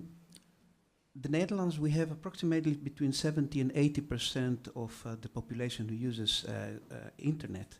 Yes. And the Netherlands is one of the highest connected population. Yes. The biggest part of the population worldwide is not connected to the internet. And now the question is, we have been dealing with politics for thousands of years, and we have no need for computers. Yeah, very good. So, and obviously computers or the net is very, very useful and a powerful tool. But how to deal with those who are not connected and who are not willing to be connected for various reasons. Among those, the environmental reasons, because you are supporting a new industry. Just think about coltan as one of the elements of environmental destruction and social destruction. And metal, which is in every device, and so is creating all these wars in Africa. This is maybe a little challenge to think about. Well, I think it's. I think you would agree that every good movement has a place for offline communication, and even more so, I think it's a super important basis just to talk to people face to face. Probably would be a design principle, right? Yes. It can never be. It can never be about the tool or No, it the can't online. be always online. It's And just then a tool. offline. It's and just then a tool. and we in Reykjavik, for example, then we have those digital participation tools. Both there's like public meetings where people talk and they throw ideas out there, like that. But also in all the city service centers, the staff there is trained. So if a citizen calls in and wants to put forward an idea, for example, and doesn't know how to use computers, he can come to any of the city service centers and basically he's using it online, but in a very just controlled environment. Okay, and then It's a design principle that Yeah. the user, the citizen, chooses the channel. Okay, and then there's actually everyone was mentioning quite something interesting because the CO2 emission of an email is higher than the CO2 emission of sending a letter, right? So he's asking awareness of the environmental issue and the role of digitalization in that. Comment? Well, you know what? I think that in terms of the politics before the internet, it's a sort of a catch-22 because before the internet we had a lot less information. Like with the internet, we opened up this flow of information. So now we need actually all this technology for us to make sense of the information. And I think the best sort of tool to fight the power that lies in the AI algorithms is that citizens have their own AI algorithms, to sort of deal with that information overflow. Hi, Oh, sorry. Eerlijk. In an evening which is called New Democracy, we have to be quite democratic. Yeah. Hi, good evening. My name is Niklas and I'm a student here in Amsterdam. And I wanted to bring up the topic of legitimacy because we haven't spoken about it so far, and I think it's very important because you already mentioned it. It could be that we just have the like-minded people involved, and we have to think about ways how to make sure that we include every part of the society. Because if we use those tools, we could be that just male from 20 to 30 use it, but we have to include as well the whole society. Women, we also need to include women. Yes, everyone, not just women, everyone in the society. But it's a really important topic in this research or looking in this exploration to criticize and imagine new ways of democracy. How we can create a more inclusive system or inclusive processes. Who can add break something? out the bubble? Break out of the bubble. Yes. Everybody agrees. Oh, totally agree. Yeah. Well, my view again, just to follow on what I just said earlier, I think that we need to do it with technology. The technology got us into this mess, already. I think the only way out of it is that, for example, to use artificial intelligence to detect biases, to help us, for example. Well, I have doubts about that because you know what, we left behind a profession which is very now important. everybody is standing up. I mean, this is too much. Okay, let's finish this point first. Legitimization of the system. I mean, including everybody and being really aware of that, like in the profits argument, being aware of it. Sometimes it's okay to have a little group, but being aware that it should be inclusive, that is... the question is who brings the news, who brings new beliefs, who challenge your beliefs. Historically, journalists do this. And it's not by coincidence a profession which is suffering very much from the current changes in economy. So I think this is a very important point, even more than artificial intelligence, because we can't substitute that profession with artificial intelligences. And there are companies that are trying this very hard, among them these multinationals. So we do need to take into account that very human role of challenging your beliefs, bringing the news, and actually contextualize them, and not just being servile to a company, to an enterprise model. So that is a very important role for society and for politics. And that's again also referring to your notion of dealing with experts, right? I mean, thank you. Hi, in Pakhuis, I advised the Dutch government on not having e-voting again in this country. It took us about 2 years to sort of unwrap that can of worms that a couple of stupid MPs opened in 2012. And several millions of your tax euros, I'm sorry to say. But we saved about $500 million, so I think we did okay. So I love my democracy and I love my interwebs. And of course, many people then tend to think that if you just slather on interwebs on top of the democracy, possibly adding some Bitcoin blockchain magic sauce, that it'll be even better. But actually, well, let's just a short. Who here has ever looked up a specific document on wikileaks.org? So for an evening where people voluntarily come to speak about e-democracy, that's a rather low number, I would guess. No. So actually, why would you do that? Why did you post the question? So my question is this. What problem do you think will be solved by slathering the interweb on top of democracy if we can't even have citizens be interested enough to spend 5 minutes looking at documentary proof of war crimes by their governments? You know, we've had some things here recently with the referendum, and we're probably going to have some more in the run-up to this election, and I'm sure it will be very hilarious. But I'm quite unsure, and maybe somebody can explain to me, because apparently we have some smart people out of the room, what is the actual problem that we are trying to solve here, and why do we think using interweb will be solving it in spite of all the evidence to the contrary so far? Can I try to explain? Oh, really? I think well, first of all, no normal person should ever go to the website of WikiLeaks, because you cannot find anything. Usually I measure things, can my mom use it? And when I showed her, like, all these secret documents are all leaked on this website, and she was like, how can you make anything of this? That's the first thing. The internet is also inherently democratic at the fundamental level. No, it's not. It's controlled by 11 people who control the root servers. Sorry, no, it's not. It's not. Anyone has the same kind of access to the internet as any other person. If you are Facebook or... That is so technically not true. Don't even get me started. Sorry, thank you. It's just not factually true. You are really, thank you for this critical question, but this is not answering his question according to him. But perhaps we like the explanation. Well, in any way, there's no one that limits your internet access and the things that you can find and get to you as information. Also not factually true. Sorry. Okay. This is not helping because nobody's. I said I really want a mic, so please stay at the mic if you want to comment.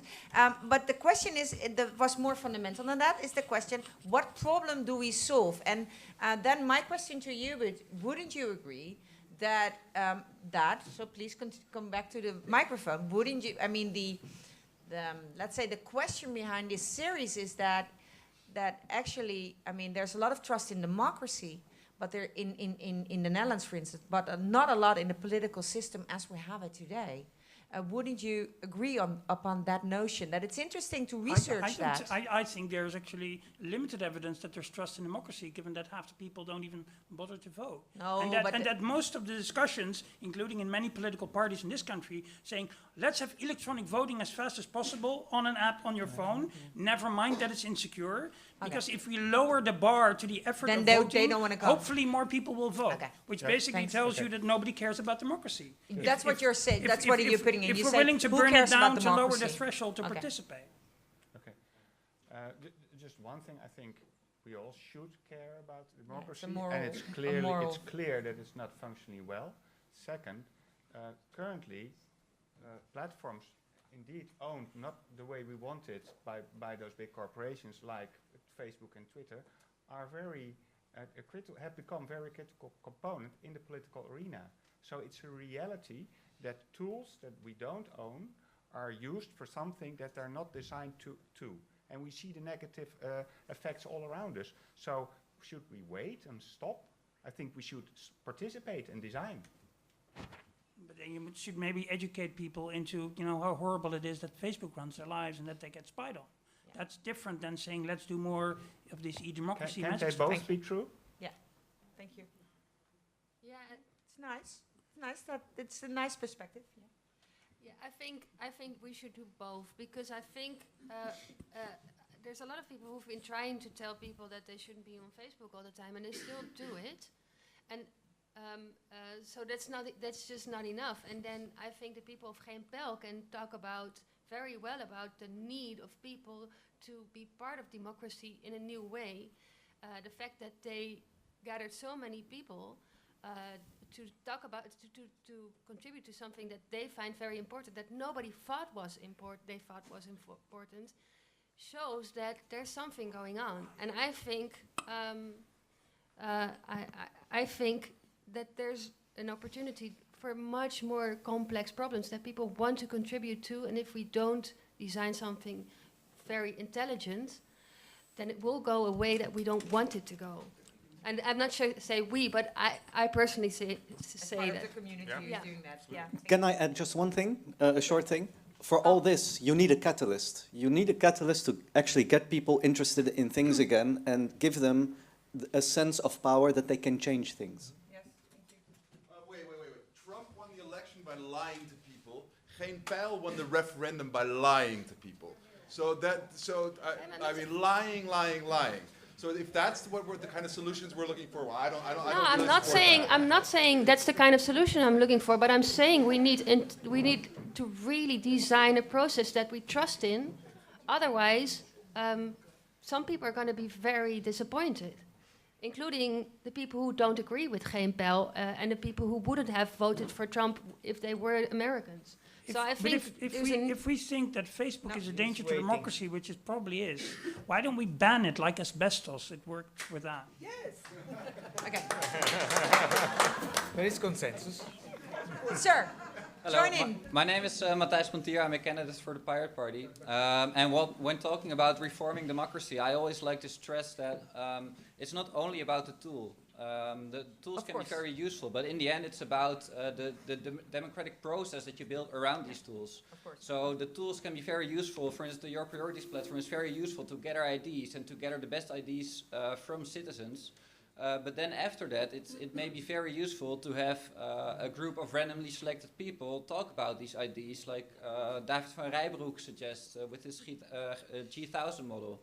And then in the end, maybe you can elaborate on these ideas in a more deliberative process, because online it's very hard to get a really good deliberative process. And if you put people together, that's more easy. Yeah. And then the ideas that come out of this process can then again be given back to the public, and then people can vote on these ideas. Yeah, so it's an offline-online dance. Yeah, so that's one thing. You always have to think of what is the most useful. Yeah, and also you can also solve the part of inclusion about this, because you can with the random selecting, you can after people select themselves, the second step. You can, with the random selection, you can take into account that all kinds of people are selected. Yeah. So I have a concrete example of this. I think I told you about this. In Estonia in 2012, we had a lot of political scandals, and people were in the streets for the first time since the Soviet Union collapsed. And basically, there was the president of Estonia called on the grassroots, come up with ideas on how we fix the laws governing the political parties. You know, so he thought like the parliament with the political parties is not a good venue for fixing those laws, because it's laws about themselves. So to cut the long story short, then 50,000 people took part. Over 2,000 ideas were generated online on the online platform in 2013. Then 25 of the top ideas were sent into a randomly selected assembly of about 300 people. And we had, I think, Gallup, did the selection, so it was representative samples. Gallup is a company which is company is like a marketing, polling, company. And basically, out of this came 15 law proposals. They also had, access to experts, a panel of experts, and so the president said, as the postman, he took those 15 law proposals, he put them forward in the Estonian parliament, and now 7 of them were accepted. Are now laws, and so an example of a process which is so important is that, mix it up, to try different things, mix online, offline. I have also another example, very short. The most important tool for the Movimento 5 Stelle to be born was not Facebook, was Meetup. Yes. The meetups just unfortunately also a proprietary tool. We should have open source alternatives. I'm not sure about them, but actually it was, as you said, to meet in person was the most important part of the political process. That's why that's the logic behind these events. And there's often a misunderstanding that if we talk about the design of this e-democracy, that it's about the design of the user interface of the tools. It's about the design of the processes and the underlying values that it starts with. And having a very good moderator probably in our case is helping. Sometimes helps. I don't know whether it helps in this case, because I wanna quickly go to some examples, because you said, I mean, I've studied over 90 platforms in Amsterdam, and I just want to say, okay, how is it if we have all these principles, and if we agree that this is interesting to explore and also to actually challenge the current interface of democracy, let's use it. What kind of examples do we already have? What are the problems which these initiatives have? Can we actually speed up their importance or their value for democracy? And then we quickly go to designing this idea of let's do it. What can we do? As the gentleman said, let's say there is an election in the Netherlands on the 15th of March, and there's a really important election actually. Can we actually think of hack systems, or I don't know, to actually improve democracy very quickly? Yeah, before you get started on that, I think the focus should not be on how can we improve government. I think the essence, you talked about what is the problem that you're trying to solve. I haven't heard anyone talk about the empowerment of the individual. Okay. The problem is that there's institutions, whether it's corporations or the government, that claim some sort of ownership or authority over people. Yeah. And the problem that I'm trying to solve, at least, I don't know about the rest of the people here, but is that people feel or are powerless. They don't have the tools. Yeah, a lot of people. What do you think? You look at me with a question mark face. I don't know if that describes it correctly, but that's to subtly ask you to elaborate. Yeah, sure. if I say, I think I would like to see a world without government imposing its will on people. So my goal is to try to develop something that helps to make the government obsolete. Why?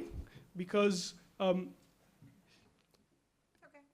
a lot of people, when you ask them, how would you see a world, or if they ask me, how would you see a world without government? How would that function? They have so many questions. How would we build the roads, for example, is a question that gets asked so many times.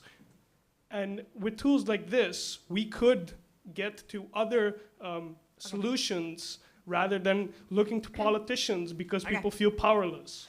Okay, let's broaden the discussion because you want it, but actually because it's also interesting. And it's not focused on government as such, but democracy. Because and then we get it. I don't want to have a how do you call it, a debate on references or terms, but broaden it. I understand your question, the question behind the question, yes.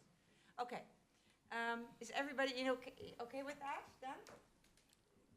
Okay, so tell me, what's going on in the Netherlands with these? I don't have this overview. No, so no. You really don't have to give, but she can help you. Yes, I think what I think maybe also as a one key trend is that, and also very much relate to your point, is that that on a very local level. So there are tools that can be used broadly. We can talk about identities, about that it should be a big sort of. It should be something that we use that we make laws to not use to limit the power of the Facebooks, etc. You have all of these grand interventions that you can think of, and one of the trends that you see is this local trend where people. And a big part of that in cities has to do with the fact that there are so much more ZZP people who live in neighborhoods, self-employed people, freelancers who become effective. It's an important trend. They become active in their small surroundings, and they start interfering with stuff, and they're anxious to do stuff in their surroundings. So the trend that from the small neighborhood on, people do become more active and want to control and take care and be responsible. That's a clear trend. That's a trend, and there you see small websites, the trend and you also see collaborations with local governments, and I think that's an interesting The trend. trend is also that statistically in the Netherlands, ZZPers, self-standing here in Amsterdam, they are among the poorest classes in the Netherlands. Yes. There are like single mothers in The Hague, migrants in Rotterdam, and ZZPers in Amsterdam. Yes. Just like. But Amsterdam is also the only city in the Netherlands where without a job you still move to. So that's statistically interesting. Yeah. Okay. So you say there's a trend. People are, the self-employed people, they live in neighborhoods and they start doing things. They become active and they want to change or improve or influence their surroundings. And that's the trend. Okay. And these bottom-up, locally oriented networks have been there as long as for ages. Yeah. But in the current situation where they can create their own tools, organize themselves online, they become more effective. They start working interdisciplinary. Then they start working multi-stakeholder. And that creates effect. Okay. That's interesting. And at a certain moment. Development stage, it's about priorities, and they become aware that there's already a budget, but it's owned indeed by the government, and then they start negotiating there, and stuff happens there. Corline, 15 years ago when I started my road to employment after studying, I was working at Nederland Kennisland. And I had the idea that 15 years ago we had a pioneering idea. And actually that we were among the first who had this discussion. Now 15 years later, I read all these stuff and I think we are so much behind in this country. What happened? Neoliberalism happened. Yeah? Yeah. But explain that, because neoliberalism wasn't only in the Netherlands, it was everywhere. No, of course it came here. So what's going on? Why is the Netherlands lacking behind? What happened? I don't know. What I can say is that we are still working with a lot of the same ideas that we had 15 years ago. So I worked at Kennisland too. And I was saying the same things that you were saying 5 years before me, and they're still saying it, bottom-up innovation, we need to support the movement, the people, the ZZP'ers, the small people. The innovators. The innovators. Support how is the question? Yeah. Well, with small budgets, that's what we were continually saying. They only need small money just to start up, and then they disappear. And that's what I think. Or then they start doing other things, or doing the same things and trying it again. So I think, what didn't happen is that what I said before is that creating an ecosystem where they could sustain themselves. Yes. Well, I think that this is actually my fourth sort of even talking to people here, since Friday, and this has come back each time. Why are we so behind here, in the Netherlands? And I want to challenge the premise of that. Oh, yeah. We had sort of a lucky break in Iceland where the whole society sort of collapsed, around us with all the banks, it was great, We really went to like the bottom, and it both, empowered the citizens to do of something. Course, because there wasn't any government. Empowered us, Yeah. And the thing is that, this thing, this digital democracy, it's just really taking off now, like this year. Oh, you have like, Madrid. Don't worry about it. Like you have like Madrid and Barcelona, and it's real. I mean, the thing is that you are actually a lot further ahead than most of the places I've been to. Thank you. I know. Yeah, that's nice if somebody from Iceland is saying that. Yes, I just don't agree, but that's okay. No, I just want to repeat my previous point, almost verbally. Added value. Progress is measured in Holland in the neoliberal way of monetary value. Yes, and that's why if you count progress that way, you get stuck. Thank you for your analysis again. Yes. But that's not that's also the same in Germany and Belgium and France and Italy. And that's actually what I was at a conference called Borders to Cross like 3 years ago, when I've really started to understand more about the community work going on and stuff like that. You know, you actually have so much capital that sort of that can be I think it's a great base. Yes, it's a great base for actually making successful online democracy. What's your analysis of the Dutch? Well, obviously, there has been a movement of forward of neoliberist rationale in Europe. You know, it was predicted. Foucault called it the most rational way to govern. In a sense, it's not a patchwork like socialism. It's actually just dumping down everything to money, to as much money you want. It worked very well in North Europe, which has this sort of Calvinist background that basically is at the birth of the very, very capitalist ethics. Yes. So it worked very well. It destroyed completely every social network of solidarity, and I'm not talking about the government, I'm talking about the unions. Yes. And now we are faced with, as I said before, these fundamental topics that need to be talked about. Yes. We're not talking about the marketing or whether to have corporations over here. We are talking about labor conditions of people. We are talking about the wage and the possibility of everyone in every sector to not be just like a pariah in this country, and to have a position and a dignity.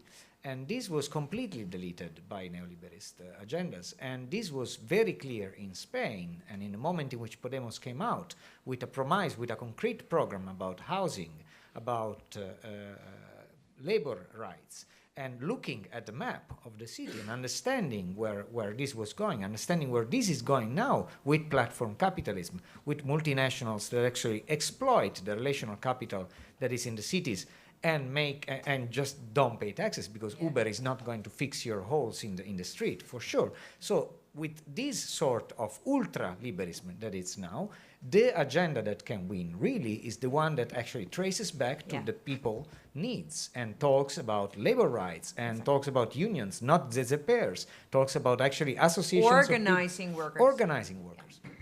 Sir.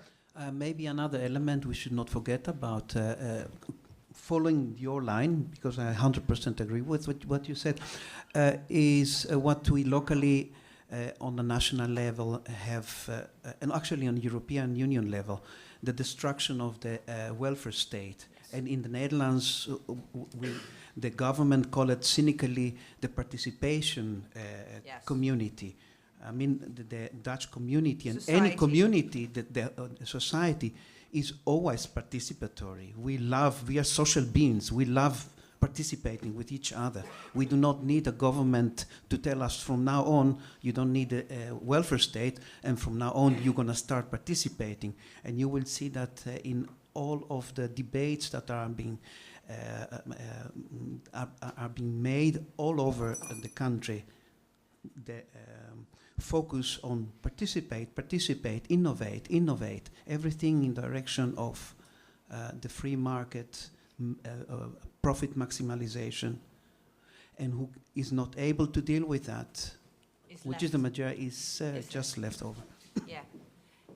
Exploited is within the system, excluded is out the system. And Jan Pronk's notion a few years ago, which is really relevant. Okay, so now we have, we talked about a little bit about the Dutch situation. Now we're going to use the last part of this evening. It's almost, it is 10 o'clock exactly already? Oh, I thought it was, we had 10 minutes left, yeah. I think yet again that the focus on government solving problems is the wrong approach. If we look at if we look at technological innovation, I think this should be part of the discussion too. Yeah, but I agree. I understand the notion, but at 10 o'clock, that's one thing. Solar panels, batteries, automated aquaponic systems. Yes. Exactly. Yes. Yeah, that's the solution. Not looking at government. No, but I'm not going to solve a 200-year debate between anarchism and socialism. I'm not going to do it in one evening. And sorry, we have to focus somehow. And luckily, this is a series. And this is the 12th edition, and there will be many more because this is, of course, a very vital talk. So if you have ideas on what we should talk about the next time on this series of New Democracy, there's still Joachim. Their email address for suggestions is newdemocracy@Zwijger.nl. I don't know. You think about that when I close. The last few sentences of this debate needs to be on the what we should put on the agenda. I mean, you already say make a law where Facebook has to. I mean, the platforms have to communicate with each other and share things like with the analogy of the telephone companies or even the railways or exactly, all these other infrastructure stuff. That's one, of course. But what else should we have on our nets, on our mind to actually further this agenda? This talk we had on creating a much more thick notion of democracy, I would say. I would say next time you organize a discussion like this, also include the people who are in democracy or building agendas. So we're not only talking designing technology. Okay, who is actually in the democracy? I mean, you mean like in the parliamentary system or stuff? Yeah, because I think in the design, Geen pijl. Not yet, but you're a candidate. There's a gentleman. What are you doing, sir? I work for ProDemos, the House of Democracy. But he works on an E2 as well. Yeah. Yes, sir. You're an ex-councilman. I just also want to end it exactly on this point. From my perspective, and that's what we learned in Iceland as well, is that yes, you have those tools and you have those processes, but you need somebody in the city council or parliament who actually addresses it. Because without the power, this online democracy is nothing, unfortunately. The that's irony how it is. That's exactly what we've been doing. If you asked me the last question, you asked me before again, and I would say what's missing. That's the implementation of people who actually work with it, thinking about the design, testing it. Because it's been too far apart. Yes. So include these people in the design process. That's how design process works. It's inclusive. Thank you. Very good. Yeah, that's the key point. I agree. And we have to think about that much more structurally. Yeah, and we have like your suggestion of let's imagine what you would do if you would design a new system totally, and which actually could replace the current system. Yeah. Well, start from the local, because on the territory, in our very neighbors. If we are lucky with the neighbor, we find a variety of views that we are looking for, and we can find a sort of political confrontation about real issues. Neighbors. Because with your neighbors, you're not going to talk about Trump for more than 10 minutes. So then you get unless they are desperate American expats that keep cringing about that. But strange neighborhood. You want to relate about actual topics of conditions of life, work, and these sort of things. So the local as a design pattern can really get started a good political conversation. Very good. And relating to real topics, relating to and not leaving behind, as Tom reminded us twice, and I will do it 3 times, not leaving behind what has been left behind by neoliberal indicators of wealth, which is only money and profit. Yes. Profit doesn't mean that you are more important, that you're better. And the example of journalists, they are left behind by this sort of market. They are all now self-employed. They are very important for our political wealth. Very good. Thank you so much. Yeah, no, I just totally agree. Yeah, I totally agree with this, and I just want to add, though, is that it's I've been coming here to speak to people the past few years, and I say, is that I think there's so much energy in the community here, and I have a lot of hope for Holland, in terms of digital democracy and sort of the democratic revolution. We'll talk at the bar which communities you visited, which inspired you so much. I will. Thank you for these nice words about our country. Dank jullie allemaal. Thank you so much. Give them a thank you, the panel.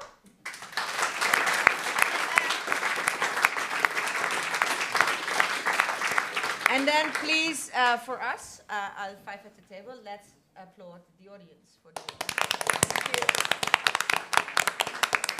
so much for participating in this group discussion, this hopefully democratic, open conversation. The irony is that tomorrow I will have a next meeting on the New Democracy series here in Pakhuis de Zwijger, where the entire room will be full of local politicians, because we're going to talk about the political system in Amsterdam, on what we're going to do with the stadsdelen. I don't know how you say that in English. Okay, so tomorrow a new series with a room full of local politicians. Let's see if we can bring some of the things we talked about here tonight into the conversation tomorrow.